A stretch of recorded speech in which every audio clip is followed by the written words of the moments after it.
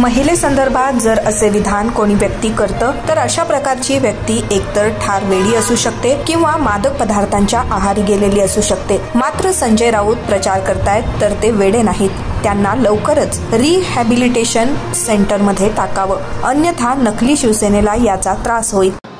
कसं आहे की एका महिलेच्या विरोधात इतक्या खालच्या पातळीवरची भाषा वापरणं, अशा प्रकारचे गोष्टी फक्त दोन प्रकारचे लोक करू शकतात। एक तर ती व्यक्ती ठार वेडी असली पाहिजे, पण संजय राऊत काय वेडे नाहीत, ते प्रचार करतायत, सगळीकडे फिरतायत। आणि दुसरी व्यक्ती असं बोलू शकते, जर एखादी व्यक्ती ड्रग्स किंवा इतर काही अशा प्रकारचं मादक द्रव्य जे असतील त्यांच्या आधिपत्याखाली, त्याच्या सेवनाखाली असेल तर, म्हणजे ड्रग ॲडिक्ट असेल तर ते लोक त्या नशेमध्ये अशा प्रकारची वक्तव्य करू शकतात।